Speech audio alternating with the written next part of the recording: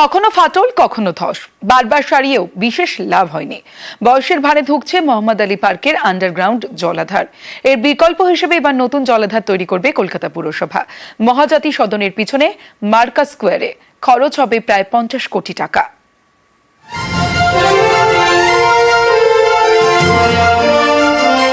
Mohammad Ali park, এখানেই British আমলে তৈরি মাটির নিচে জলাধার। তার বুকে এখন ফাটল আর ধসের ক্ষত। তাই বিকল্প জলাধার তৈরির সিদ্ধান্ত নিয়েছে কলকাতা পুরসভা।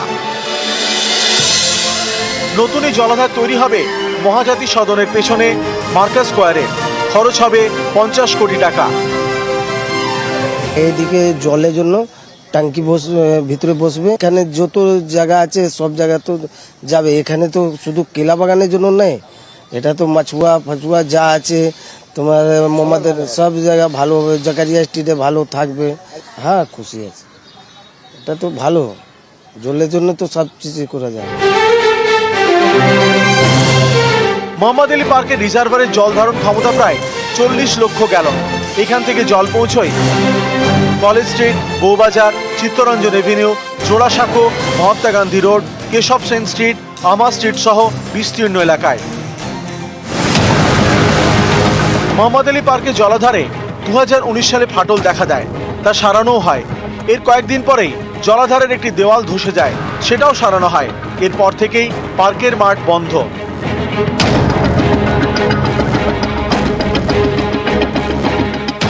রিজার্ভারের উপর চাপ কমাতে মোহাম্মদ আলী পার্কের মাঠে দুর্গাপুজোর বহরও ছোট করা হয়, এগিয়ে আনা হয় মাঠের সামনের দিকে।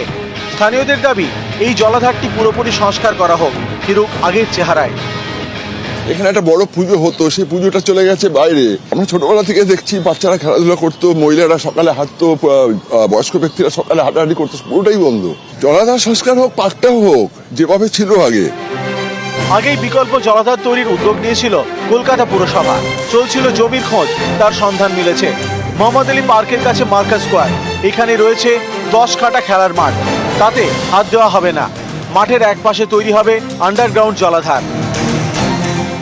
2.5 বছরের মধ্যে নতুন জলাধার তৈরির টার্গেট। সেটা চালু হয়ে গেলে বন্ধ হয়ে যাবে মোহাম্মদ আলী পার্কের আন্ডারগ্রাউন্ড রিজার্ভার। যাদবপুর বিশ্ববিদ্যালয়ের বিশেষজ্ঞদের পরামর্শে চলবে তার সংস্কার। কিছুটা অসুবিধা ছিল, একটা খেলার মাঠ যেটা মার্কেস স্কোয়ারে, সেখানে ওটা ওদের সাথে কথা বলে বুঝিয়ে ওই কাজটা শুরু হয়ে গেছে। ওইটা শুরু হয়ে গেলে তখন আমরা জল তো বন্ধ করা যাবে না, ওখানে জলাশয় থেকে জল দিয়ে এটাকে তখন বন্ধ করে এটাকে রিপেয়ার করবো। ঠিক যেভাবে মোহাম্মদ আলী পার্কের জলাধার থেকে বিস্তীর্ণ উত্তর কলকাতায় জল সরবরাহ হয়, মার্কাস স্কোয়ার থেকেও এবার সেভাবেই জল সরবরাহ করা হবে। তাই পানীয় জল সরবরাহ অবিচ্ছিন্ন রাখার জন্যই বিকল্প জায়গার সন্ধান মার্কাস স্কোয়ারে। ক্যামেরা রাজীবের সঙ্গে বিশ্বজিৎ, নিউজ 18 বাংলা। আপনি প্রতিদিন আপনার খাবারের যে রুটিন, সেখানে ভাত রুটি রাখছেন, আর আপনি কি জানেন ভাত রুটিতেও বিষ? বিস্ফোরক তথ্য দিচ্ছে যাদবপুরের গবেষণায়। গবেষকদের দাবি ফসলে মিশছে ক্যাডমিয়ামের মতো ধাতু, যা শরীরে গেলে বিকল হতে পারে কিডনি, ক্ষয়ে যেতে পারে হাড়, এমনকি মৃত্যু পর্যন্ত হতে পারে।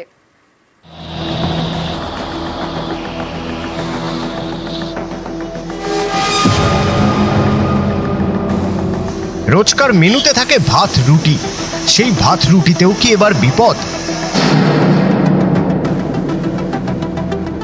যাদবপুর বিশ্ববিদ্যালয় স্কুল অফ এনভায়রনমেন্টাল স্টাডিজ, এদের গবেষণায় উঠে এসেছে চাঞ্চল্যকর তথ্য। গবেষকদের দাবি, এ রাজ্যে চাষের সময় ধান গমের মধ্যে মিশছে ক্যাডমিয়াম। মূলত প্লাস্টিক বর্জ্য থেকে ক্যাডমিয়াম ধাতুর উৎপত্তি। চাষের জন্য ব্যবহৃত সার এবং জলের মাধ্যমেও মাটিতে ক্যাডমিয়াম মেশে।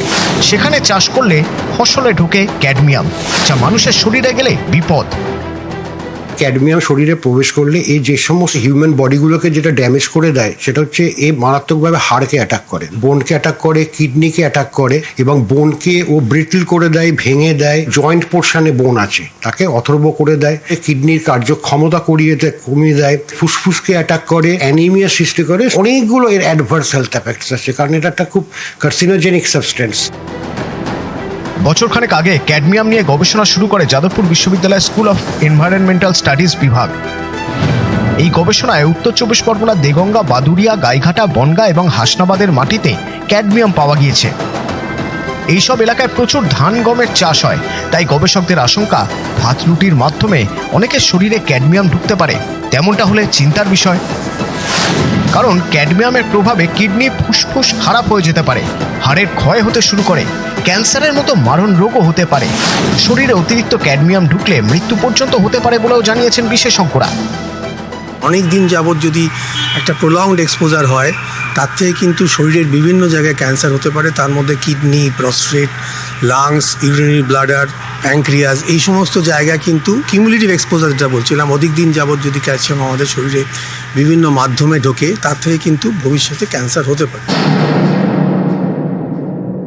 একজন চাষি ভাইয়ের প্রসপেক্টিভে আমরা ভাবি, তাদের কিন্তু মেন গোল হচ্ছে একটা সিজনের সাথে কত মন ধান পেলাম, মানে প্রোডাক্টিভিটিটা বাড়ানোর জন্য কেমিক্যাল বা সিনথেটিক সারগুলো ব্যবহার করা হয়, মেনলি হ্যাপাসাইড ইউজ করা এবং ম্যাক্সিমাম জায়গায় তাই। আলটিমেটলি আমরা ক্রপটা খাই আর হচ্ছে গ্রাউন্ড ওয়াটার, আমরা মানে জলটা পান করি। যে হিউজ অ্যামাউন্ট অফ ক্যাডমিয়াম, যে এডিবল পোর্শন, মানে আমরা যেটা খাই, যেমন ধান হওয়ার পরে, মিল হওয়ার পরে চালটা খাই আমরা, তার মধ্যে কিন্তু ক্যাডমিয়াম থেকেই যাচ্ছে, সেরকম আর্সেনিকও থেকে যাচ্ছে।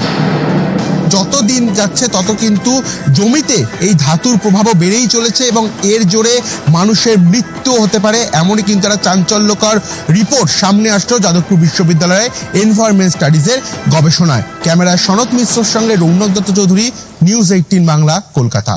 খবর দিন পরে এবার যে খবরের দিকে নজর রাখবো, এশিয়ান হাইওয়ের পাশে নয়াঞ্জলি। ধূপগুড়িতে সেই নয়াঞ্জলি ভরাট করে বিক্রির ছক, আর এ নিয়ে রাজনৈতিক তরজাও তুঙ্গে।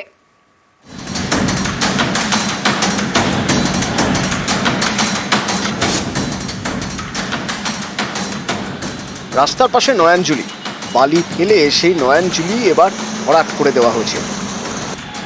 জলপাইগুড়ির ধূপগুড়ি, এখানকার সাফাচড়া 2 নম্বর গ্রাম পঞ্চায়েতের ঠাকুরপাট এলাকা দিয়ে গিয়েছে 48 নম্বর এশিয়ান হাইওয়ে। এই রাস্তার পাশে নয়াঞ্জলি, এলাকার জল নিকাশির বড় ভরসা। সেই নয়াঞ্জলি ভরাট করে দেওয়া হয়েছে, এরপর চড়া দামে বিক্রির ছক। স্থানীয়দের অভিযোগ, এক শ্রেণীর জমি কারবারি দিনের পর দিন নয়াঞ্জলি জলাজমি ভরাট করছে, কিন্তু দেখার কেউ নেই। নয়াঞ্জলিকে ভরাট করে এভাবে কিন্তু ওনারা জমিটাকে দখল করার বা বেচার চক্রান্ত করছেন, কারণ না কারণ মদত আছে। আমরা চাই অবিলম্বে সরকারকে এই ব্যাপারটা দেখা উচিত, নাহলে কোথাও না কোথাও আপনার পরিবেশের ক্ষতি হবে। ধূপগুড়িতে পিডব্লিউডির জায়গা, জেলা পরিষদের জায়গা, এইভাবে দিনে দুপুরে সেখানে বালি ফেলে সেটা ভরাট হয়ে যায়।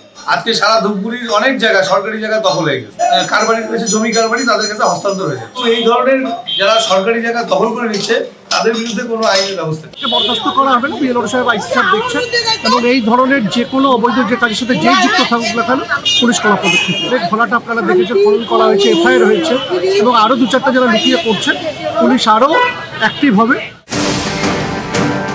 জলপাইগুড়িতে ধূপগুড়ি স্টেশন রোড, এখান দিয়েও গিয়েছে 48 নম্বর এশিয়ান হাইওয়ে। সম্প্রতি এখানেও নয়াঞ্জলি ভরাটের অভিযোগ ওঠে। নিউজ 18 বাংলায় সেই খবর দেখানোর পর তৎপর হয় প্রশাসন। আর্থ মুভার নামিয়ে নয়াঞ্জলি থেকে তোলা হয় বালি। সেই জলপাইগুড়িতে আবারও নয়াঞ্জলি ভরাট। ধূপগুড়ি থেকে রকি চৌধুরী, নিউজ 18 বাংলা।